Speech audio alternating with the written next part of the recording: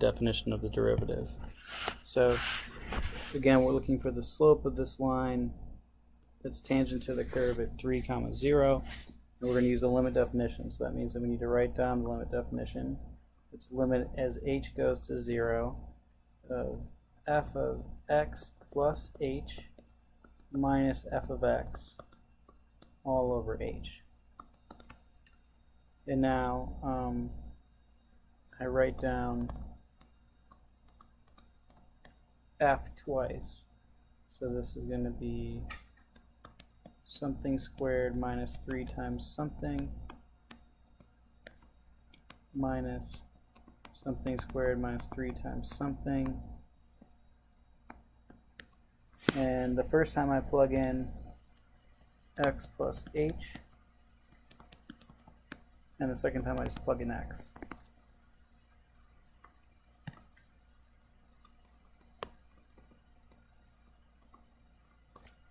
And so now I need to do some algebra to simplify things. So I get x squared plus 2x h plus h squared when I FOIL this expression right here.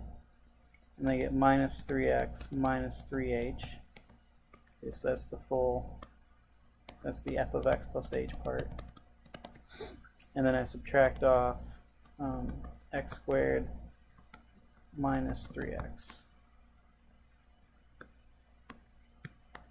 And now we expect some cancellation, and that's that the x squared and the negative x squared will cancel, and the negative 3x and the positive 3x that you get by distributing that negative sign cancel.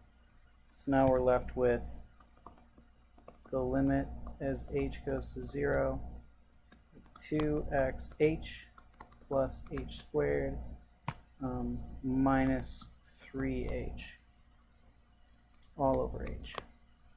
And again, we're going to factor out an h.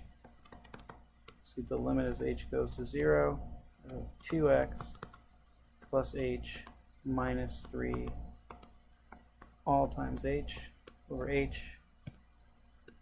The h over h cancels, and we get that this is equal to the limit as h goes to 0 of 2x minus 3 plus h.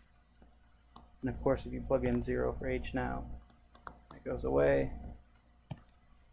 So we are left with 2x minus 3 when we take that limit. And so that tells us the slope at x comma y on this curve is going to be 2x minus 3. And so if I want the slope here at 3 comma 0, I plug in 3 in for x, and I get 2 times 3 minus 3 is 3. So my slope here is 3. The slope of that tangent line at 3, 0 is 3.